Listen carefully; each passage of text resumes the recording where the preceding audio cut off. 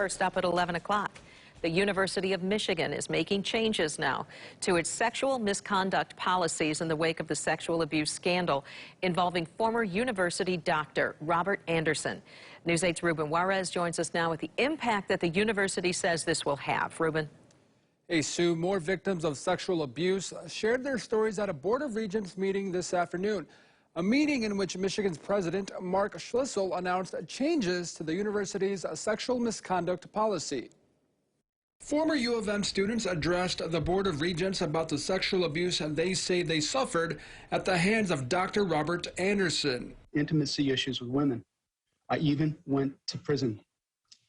This collective experience is a tragic way to live one's life, all because you were attacked and raped as an innocent young man who did not know what a normal physical exam should be. Robert Kelly, one of 5 former students addressing the board. Another survivor, Chandra Montgomery Nickel, shared a story of how her experience with Anderson made her skeptical of male doctors and doctors in general.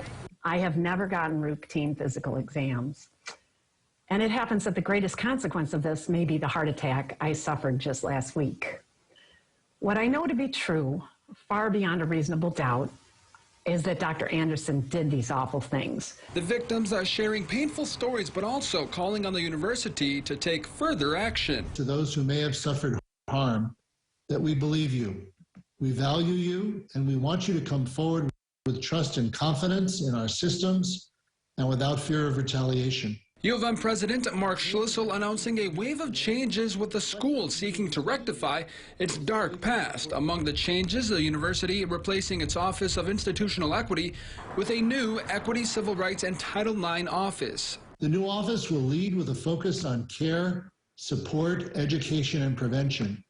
It will report directly to the university president and add about a dozen positions in these key areas to assist members of our community while simultaneously improving the university's investigative practices and providing oversight of sanctionable resolutions. Furthermore, the university creating a policy banning supervisors from initiating intimate relationships with people who they hold authority over. And directly confronts power differentials and the potential for exploitation and favoritism in the workplace.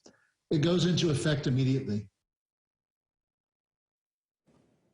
The university's new Equity, Civil Rights, and Title IX office will replace the Office of Institutional Equity on August 1.